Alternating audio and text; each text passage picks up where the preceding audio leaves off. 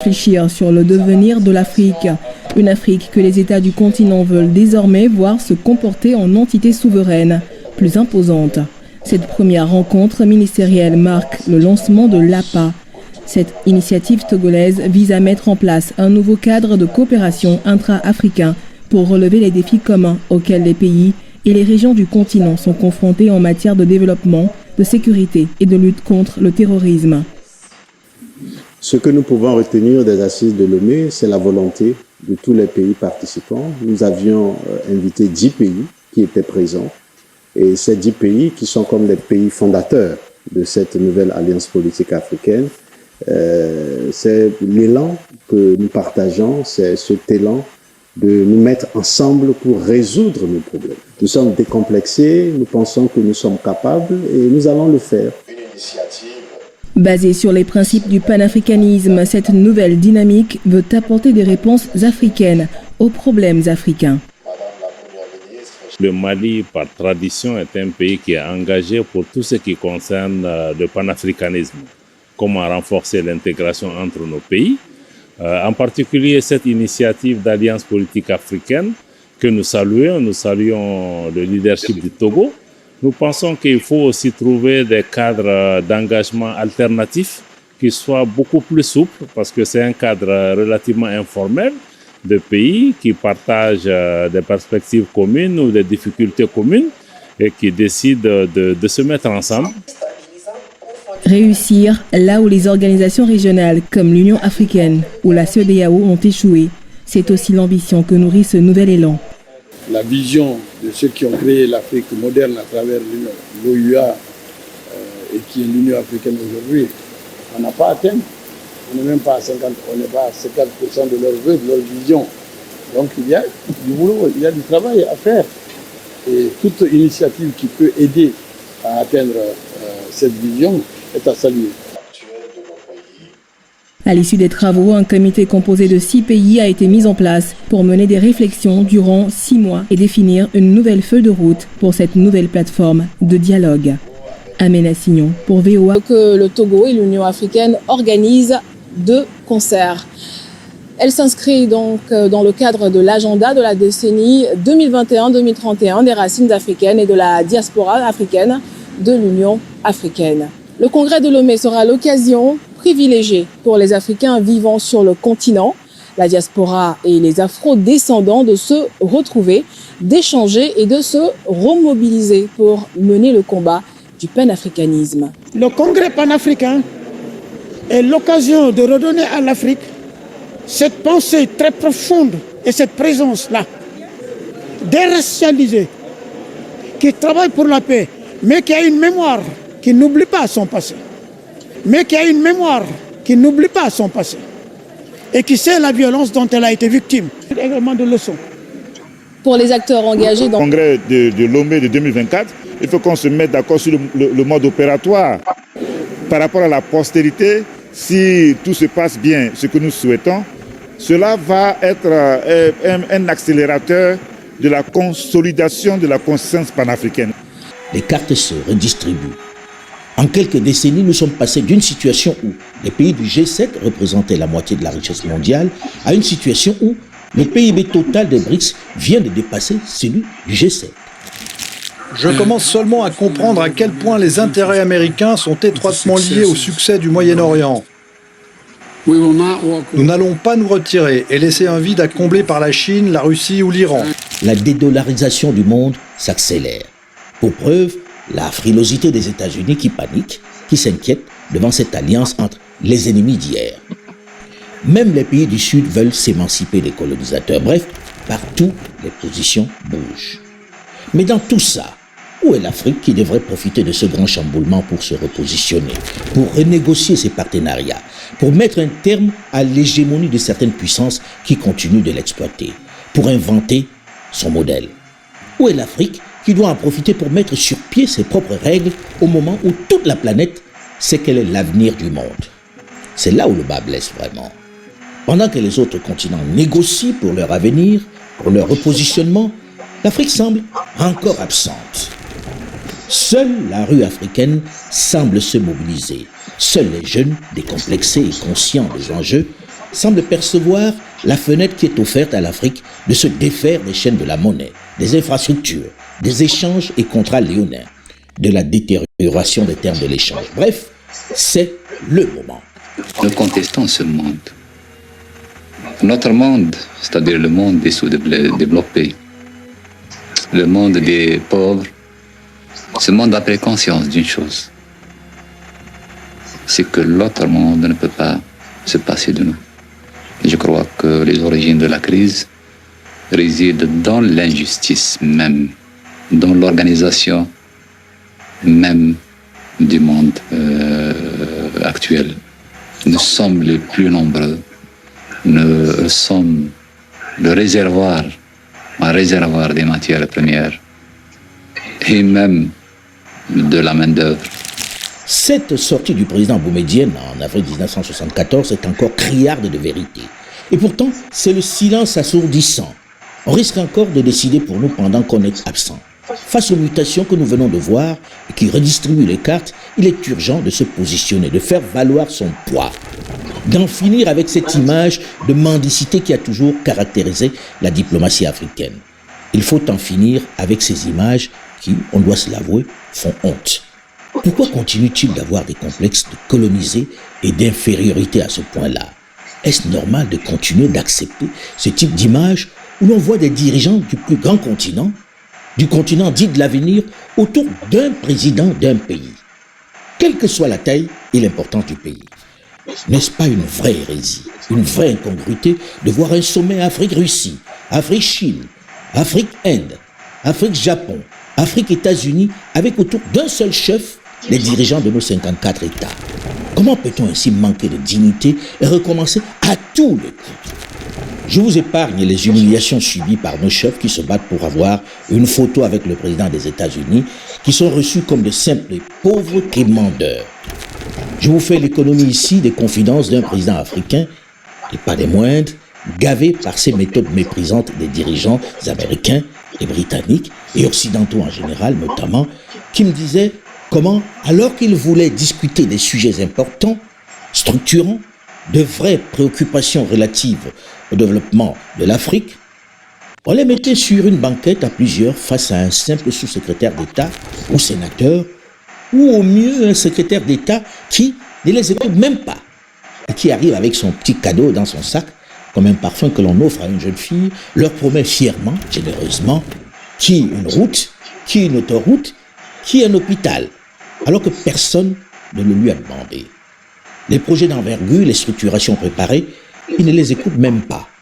Ou encore, et c'est bien triste, un président africain qui, dans ce balai à Washington, Paris, Londres, Sochi ou Tokyo, sans fierté, quémande pour son seul pays un hôpital ou l'électrification d'un village. Il ne faut pas faire pitié. Quand il passe, il faut qu'on dise que voilà un homme qui passe. C'est tout ce que nous cherchons aujourd'hui, c'est notre combat. Bref, les anecdotes d'humiliation sont nombreuses et pourtant, ils remettent ça à chaque fois. Je cite le dernier États-Unis-Afrique. Vous avez un président de l'autre côté et en face 54 pays qui viennent faire des réunions bilatérales. Chacun parle de son pays et ensuite on dit que c'est l'Afrique. Ce n'est pas normal. Qu'est-ce que cela leur coûte de s'entendre sur la vision pour déléguer une seule personne dans ce cas-là avec des objectifs simples et précis, avec une position commune? Je suis allé en visite officielle en Chine. J'étais arrêté à côté du président chinois et puis on jouait l'hymne national de Côte d'Ivoire et après l'hymne national chinois.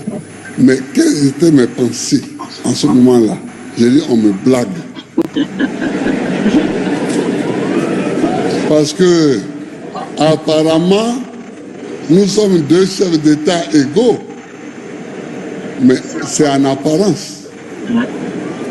Apparemment, nous avons deux drapeaux, deux hymnes, deux délégations. Nous discutons. Mais je ne suis rien par rapport à lui.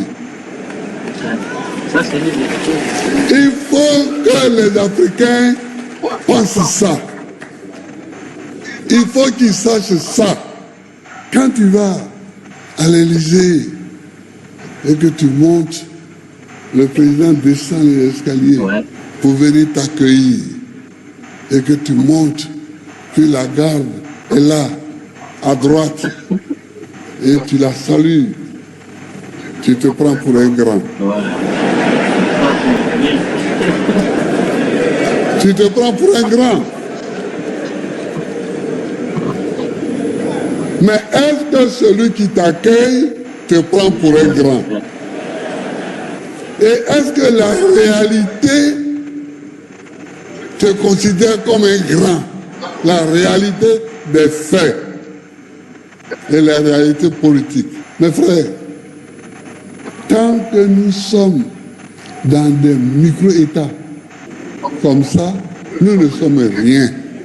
C'est de là que part l'idée du panafricanisme. L'Afrique ne peut gagner son respect que dans ce cadre uni et structuré. C'est en cela que j'ai tout de même apprécié et salué l'initiative d'une dizaine de pays qui ont choisi ce moment pour se mettre ensemble, pour répondre aux autres grands ensembles. Symbolique de fierté et d'indépendance d'esprit à mes yeux. Cela se passait presque en même temps qu'à Londres, l'on couronnait le nouveau roi d'Angleterre. Pendant que les chefs d'État se dirigent vers Londres, eux ont choisi de venir ici, presque en catimini, pour organiser quelque chose d'un peu curieux. Pourquoi avoir choisi ce moment-là? Pourquoi n'avoir pas invité une bonne partie de la presse internationale? Qu'est-ce que c'est l'APA, l'Alliance politique africaine qui naît ici aujourd'hui? Nos pays sont aujourd'hui les compagnons d'un monde de plus en plus globalisé. Un monde devenu celui de blocs de puissance qui recherchent constamment à étendre leur influence sur d'autres pays. Notre responsabilité en tant qu'Africains serait d'abord et avant tout de ne laisser aucune crise africaine sans réponse. Que dis-je? Sans réponse africaine. Une dizaine de ministres africains des Affaires étrangères qui se réunissent en toute confidentialité, sans tambour ni trompette, dans un hôtel dans la très discrète Lomé pour créer une association, l'APA, l'Association politique africaine. On avait besoin de nous retrouver dans le cadre d'une plateforme, peu importe le nom, pour parler entre nous des problèmes qui minent nos pays et qui minent notre continent. Aujourd'hui, l'APA s'impose. L'APA, l'Alliance politique africaine, est une nécessité. Parce que le constat est fait par presque tous les collègues africains, voire même des chefs d'État africains. Nous sommes des ministres, mais nos chefs d'État travaillent avec nous. Ils nous donnent des instructions, des orientations. Mais quand on discute avec nos chefs d'État, c'est clair. Les organisations africaines, sous-régionales, continentales, ne fonctionnent pas bien. We need such structures to facilitate a dialogue among African leaders, African countries, so that we share experience, knowledge related to problems that are confronting Africa and the world today.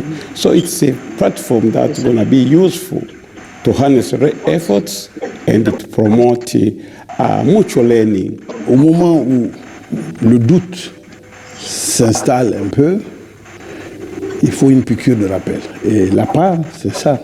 C'est dire, est-ce qu'on peut faire autrement pour accélérer cette marche?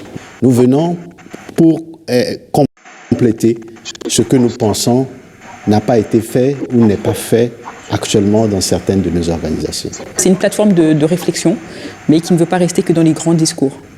De voir comment, la question est de savoir comment nous pouvons travailler ensemble. Nous avons nos défis qui sont là, ils sont sous nos nez. Qu'est-ce qu'on peut faire pour pouvoir les relever? Comment on peut faire pour aider un frère? C'est plus une notion de solidarité, c'est une notion de fraternité. Quelque chose nous tourne pas rond, il va falloir faire quelque chose pour se mettre sur le bon chemin. C'est à ça, c'est ce qui est commun un peu aux pays qui se retrouvent ici. Une rencontre très informelle, très discrète, sans communiqué préalable, présidée par la première ministre du Togo, où l'on parle de panafricanisme, de stratégie de lutte contre le terrorisme, de la place de l'Afrique dans la géopolitique et la diplomatie mondiale, de produire ce que l'on consomme. Une rencontre où, chose inhabituelle, la presse internationale n'est pas du tout conviée. Ça ressemble étrangement à une rébellion ou à un rejet des institutions régionales et sous-régionales, non? Ce n'est pas de la rébellion. Le cadre des organisations continentales ou sous-régionales ne sont pas adéquates, parce que vous voyez bien que depuis la création notamment de l'organisation de l'Union africaine, en peine.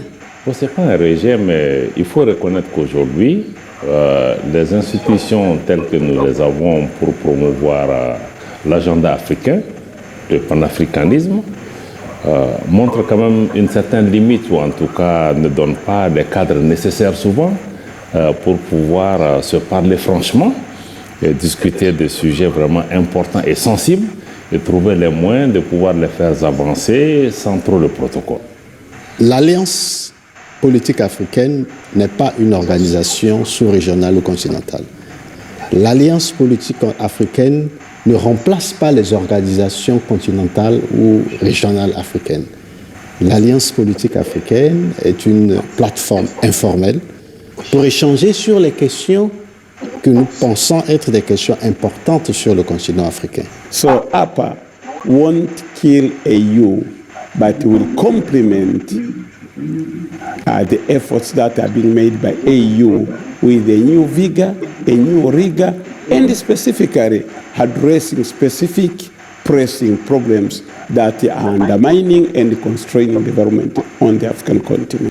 Même si chacun se défend de ne pas vouloir tuer l'Union africaine et les autres organisations sous-régionales, même si aucun des ministres et représentants des différents gouvernements ne veut l'avouer, cette création très discrète de l'APA ressemble étrangement à une alternative aux institutions régionales et sous-régionales qui, il faut le reconnaître, sont à la peine et n'ont pas grand-chose à mettre à leur actif. Si les pères fondateurs de l'OUA, l'Organisation de l'Unité africaine, juste après les indépendances, avaient une ambition louable, celle de réunir tous les Africains pour faire face aux grands ensembles qui se construisaient, si des leaders tels que Kwame Nkrumah du Ghana et autres Haïlé Sélassié d'Éthiopie, Gamal Abdel Nasser d'Égypte avaient une réelle ambition, un rêve commun d'un panafricanisme du Caire au Cap, un bloc uni qui devait faire face aux grands ensembles, il faut sortir du fétichisme et avoir le courage de dire que le projet avait tout de même du plomb dans l'aile sur la durée. Il ne s'appuyait que sur l'appartenance à une aire géographique, à un continent, à l'Afrique. C'était beaucoup et louable dans l'ambiance géopolitique et idéologique de l'époque, mais en même temps un peu utopique de réunir une cinquantaine d'États avec des niveaux différents, des réalités différentes, des options différentes, juste autour de l'Union continentale. C'était certes un grand ensemble, mais un ensemble hétéroclite. Le seul projet de se mettre ensemble ne suffisait certainement pas. Comment faire de ces États aux parcours différents un bloc uni? Il est difficile de faire avancer tous les pays au même rythme. Souvent, il y a des contraintes. 60 ans après, malgré les réformes, malgré le passage de l'Organisation de l'Unité africaine à l'Union africaine, ce n'est faire insulte à personne en reconnaissant que le résultat est largement négatif. L'Union africaine souffre d'une compétence supranationale très restreinte. Elle ne fait pas l'unanimité au sein des États membres sur une potentielle représentation internationale commune. On a pu par exemple entendre plusieurs sons de cloche en réponse à l'offensive militaire occidentale en Libye. Aucune unité d'action. UA is built on a manner that is basically diplomatic. It doesn't have a strategic drive to address problems confronting African countries at the bilateral level and at multilateral level. It's like a platform of heads of state. When they go there, they don't have opportunities to point an accusing finger to colleagues. Nos organisations sous-régionales et régionales sont parfois victimes elles-mêmes de certaines dispositions ou de certaines pratiques. They talk the talk, but they don't walk the talk.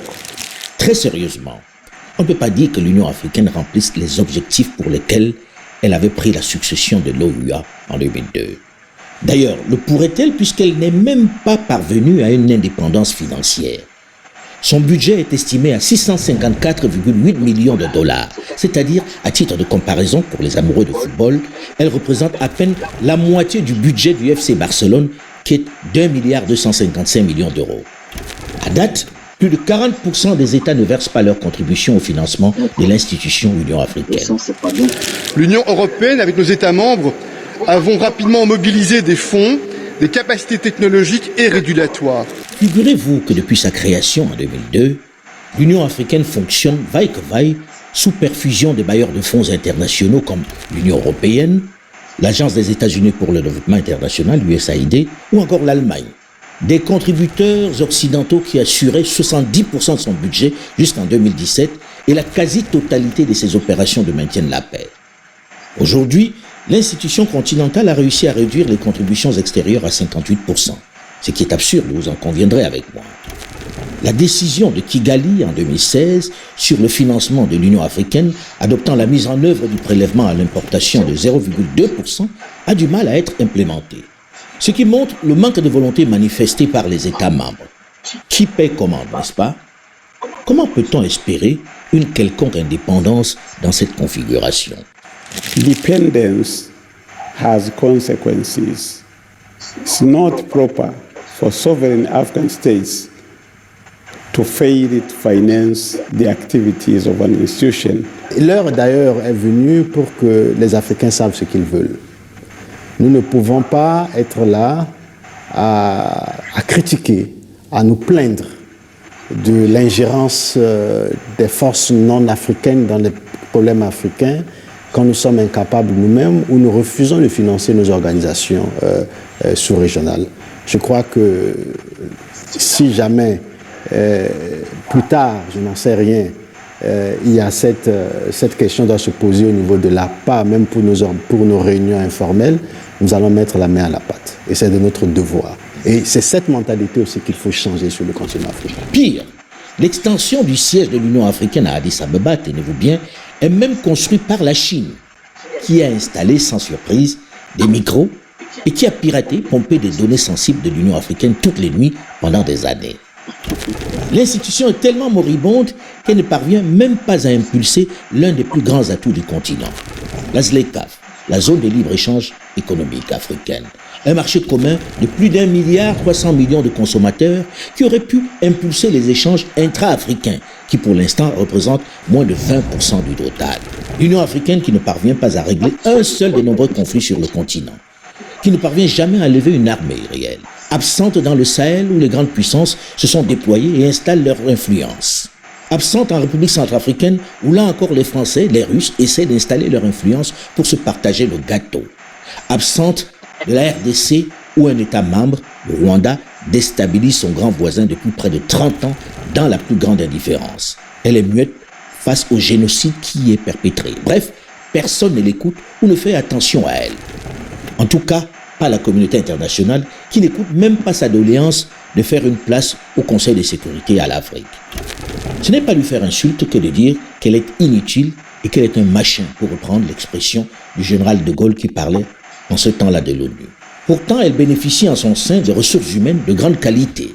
Elle a à sa tête un diplomate de grande expérience, avec un engagement panafricain fort. Moussa Faki Mahamat. L'Afrique développe une diversité de partenariats qui n'a pas la même histoire, ni peut-être la même ampleur que celle de notre partenariat avec l'Europe. Ces nouveaux partenariats ne sont pas moins pertinents et avantageux pour l'Afrique. Il le dit et le pense. Mais l'Union africaine est engluée dans ses contradictions et des lourdeurs qui la rendent totalement inefficace pour atteindre son objectif. Elle est désormais plus un symbole qu'un véritable outil d'intégration continentale. On est encore très très loin de l'intégration continentale voulue, de l'intégration sous-régionale également. Nous avons encore des problématiques de libre circulation des biens et des personnes. Donc on est encore très loin des objectifs que nos chefs d'État s'étaient fixés il y a quelques années. Et entre-temps, la situation du monde a beaucoup évolué. Quand on dit l'Afrique, on veut avoir tous les pays africains ensemble marchant comme ça. Ça n'arrivera jamais. Ça arrivera quand les uns vont booster les autres. Les organisations sous-régionales ne sont pas mieux non plus. Il suffit de regarder comment la CEDEAO patauge, se contredit, se divise, se fait manipuler, se fait instrumentaliser dans la situation de guerre dans le Sahel. Une CEDEAO sous influence qui ne séduit plus personne, plus souvent là où on ne l'attend pas. Un peu plus bas, une CEAC, la Communauté économique des États d'Afrique centrale, qui ne parvient pas à résoudre l'épineuse question centrafricaine ou congolaise, qui ne dispose d'aucun moyen pour amener le Rwanda à entendre raison et cesser la déstabilisation de son voisin, la RDC. Les organisations sous-régionales auraient pu nous aider plus vite dans ces choses-là. La CEDEAO, la CEMAC et tout, l'Union africaine aurait pu nous aider On était tous heureux de voir cette organisation sortir de terre, et puis tout le monde était heureux. On ne pouvait pas imaginer que ça pouvait être une source de sanction au lieu d'être une source d'émancipation. Vous voyez, donc c'est en marchant qu'on se rend compte qu'il y a des difficultés et on les corrige au fur et à mesure, y compris par l'appât que le Togo nous présente. En réalité, il est temps d'arrêter de faire semblant et de prendre son destin en main, d'agir si l'Afrique veut être crédible. Le constat est là, c'est que le monde est en train de changer. Le monde ne peut pas changer et nous refusons de ne pas changer. Parce que le monde change, nous rentrons dans ce mouvement de changement. Et évidemment, l'APA vient également dans ce mouvement pour faire de nouvelles propositions, pour avoir de nouvelles orientations. Nous ne pouvons pas reprocher aux autres d'écrire notre histoire si nous ne prenons pas ce stylo pour pouvoir l'écrire nous-mêmes. L'Afrique bénéficie d'une extraordinaire fenêtre pour changer la donne, pour devenir un acteur que l'on prend au sérieux. Mais nous qui sommes prêts, nous sommes décidés à pouvoir fédérer et faire entendre notre voix parce que nous avons compris que nous avons des défis communs et que seuls nous n'arriverons pas à pouvoir sortir de cela et que c'est ensemble qu'il faut travailler. Le monde est en pleine mutation. Les cartes se redistribuent. Pour preuve, la frilosité des États-Unis qui paniquent, qui s'inquiètent devant cette alliance entre les ennemis d'hier. L'Arabie Saoudite, leur allié de toujours, qui se réconcilie avec son ennemi juré, l'Iran. La Chine qui s'acoquine avec la Russie. Le dollar qui est menacé face aux BRICS, première économie mondiale qui envisage de commercer dans d'autres monnaies. L'Ukraine où le temps semble s'embourber. Bref, partout les positions bougent. C'est le moment pour l'Afrique d'avoir son agenda et de l'imposer, de discuter d'une seule voix avec les nouvelles forces qui s'érigent. Éviter que politiquement surtout, on nous impose des voies à suivre comme cela a toujours été le cas. Donc pour moi, c'est une nouveauté en termes d'indépendance, une réactualisation même de notre statut en tant qu'Africains. Nous avons des défis communs et que seuls nous n'arriverons pas à pouvoir sortir de cela et que c'est ensemble qu'il faut travailler. L'agenda du continent sur le truc d'intégration, on ne pourra pas tous aller au même rythme. C'est clair, ce n'est pas avec cette moribonde Union africaine qu'elle va se faire une place au soleil. Ce n'est pas avec une CEDEAO sans consistance qui se contente de faire de la représentation, une CEDEAO sous influence pilotée par Paris qui pousse le ridicule au point d'organiser une assemblée extraordinaire à New York ou une CEAC tout aussi inefficace qu'il faut structurer l'avenir. C'est pourquoi cette initiative, cette idée d'une association politique, l'APA, mérite peut-être, sans lui signer un chèque en blanc, qu'on y prête une oreille attentive. L'objectif d'APA, c'est ça, c'est de pouvoir parler d'une seule voix. Et puis on va être pragmatique. On se rencontre, on définit les questions sur lesquelles on veut travailler, comment on peut avancer sur ces questions, et sans créer trop de bureaucratie, sans créer trop de lourdeur. C'est beaucoup plus sur la base du volontarisme, mais aussi de proximité, soit idéologique, soit de proximité par rapport aux défis. Le fait que des dirigeants, même timidement, aient pu réunir ainsi à Lomé des ministres pour discuter d'un projet commun, d'un cadre commun où ils pourraient prendre des décisions, faire des choix en commun, est en soi un bon début. Serait-on dans la dissidence contre qui? Contre l'Union africaine? Contre la CEDEAO qui montre leur inefficacité dans la gestion des crises? Serait-on en train d'assister à la naissance d'une nouvelle organisation, même s'ils s'en défendent tous en parlant d'alliance?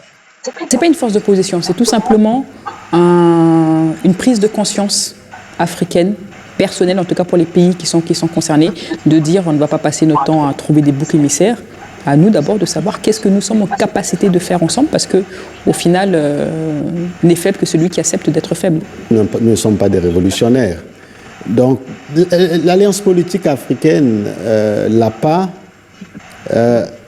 nous pensons que vient à point nommé pour essayer de résoudre les problèmes que nous n'arrivons pas à résoudre au sein de nos organisations. Nous devons, pour faire avancer l'agenda africain, sortir du cadre juste de ces organisations pour faire avancer l'agenda, qu'il faut aussi imaginer des cercles concentriques sur des questions particulières. Ça peut être la libre circulation des personnes, ça peut être sur les questions de monnaie unique, ça peut être sur les questions de paix et de sécurité, qu'il y a un certain nombre de pays qui estiment qu'il y a un engagement, il y a un volontarisme pour aller plus vite. Comme vous le saviez, le continent africain est divisé en 5 zones. Donc nous avions choisi des pays, 2 pays par région. Alors 5 régions africaine représentée ici. Parce qu'il y a des francophones, il y a des anglophones, et également lusophones et même arabophones. Mais que peut-on attendre réellement de ces transfuges qui démarrent en nombre restreint et si discrètement ici, à Lomé? Il faut prendre des initiatives où on essaie de changer de l'intérieur, ce qui parfois est difficile parce que c'est des vieilles organisations et il y a des susceptibilités.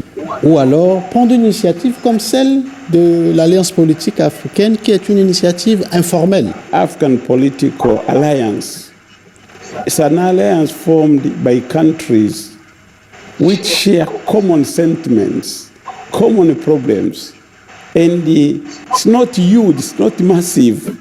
It can make things happen. It can deliver results. La différence entre l'Alliance politique africaine et les organisations sous-régionales que nous voulons aider dans le travail qu'elles sont en train de faire, ces organisations, c'est que c'est l'action et c'est l'agir qui marquera ces différences. Il faut reconnaître qu'il faut qu'on trouve aussi des cadres ou des schémas alternatifs qui nous font avancer. Et il est urgent qu'on puisse se retrouver pour avoir une voix audible. Au niveau de l'APA, on a toute la latitude de s'exprimer comme on veut, d'autant plus que le temps qui nous est imparti le permet. Quand vous prenez l'Union africaine, lors des sommets, et nos chefs d'État n'ont que 5 minutes pour s'exprimer, et à l'occasion, tout ne peut pas se dire. Pourquoi l'APA ne deviendrait pas un fil conducteur qui mettrait en contact toutes ces organisations ensemble pour leur dire, au lieu de partir dans tous les sens, est-ce qu'on ne va pas se réunir, revoir les stratégies et bouger ensemble? Il y a un certain nombre de sujets sur lesquels un nombre réduit de pays peut décider d'aller plus vite, comme c'est le cas entre le Mali, le Burkina et la Guinée, où on espère qu'on peut faire avancer l'agenda de l'intégration, de la libre circulation entre nos pays de façon beaucoup plus rapide pour pouvoir peut-être contribuer à l'agenda global. Il y a plus de liberté sans qu'il y ait vraiment de contraintes juridiques ou institutionnelles par rapport à notre participation. Et chacun est libre de venir ou même de ne pas venir.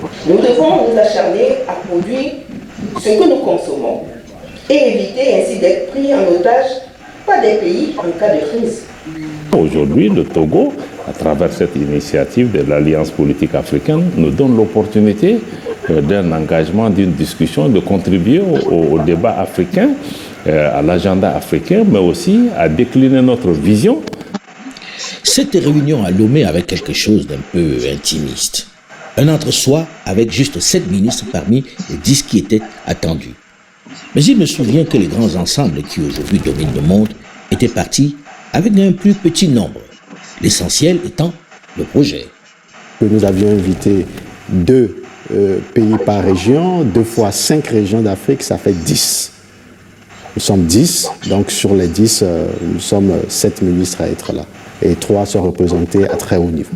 L'objectif n'est pas de plaire aux autres, c'est de se retrouver, comme je l'ai dit, même si on n'était que 2 ou 3, l'essentiel de se poser, de se parler et de se dire, voilà la situation, qu'est-ce que l'on fait? C'était le choix qu'on a fait.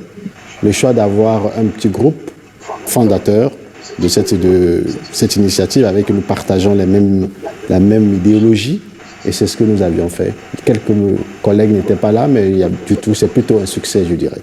C'est bien la symbolique du panafricanisme, mais elle doit se décomplexer et avoir le courage de redéfinir ses priorités, d'avoir une stratégie claire qui ne soit pas que du slogan et de l'incantation, pour devenir un nouveau cadre plus efficace qui lui permette de prendre la place qui doit être la sienne.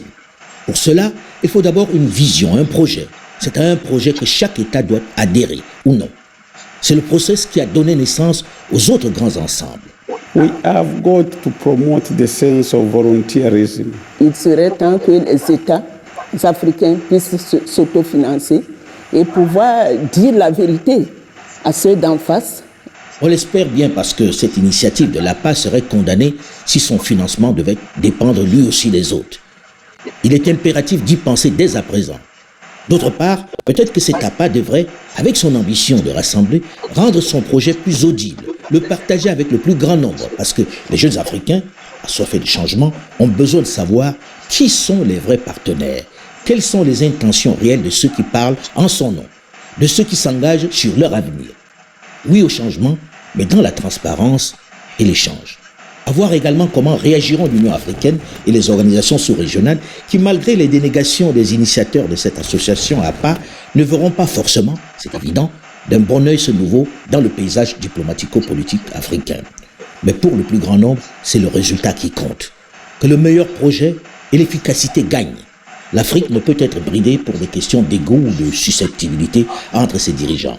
Les jeunes, au-delà des discours, des complaintes et des guerres de chapelle, est-ce qu'il n'est pas venu pour vous le moment de vous organiser, de vous engager, de vous impliquer intellectuellement pour impacter à la mesure de la taille du poids de ce vaste et riche continent qui est le nôtre?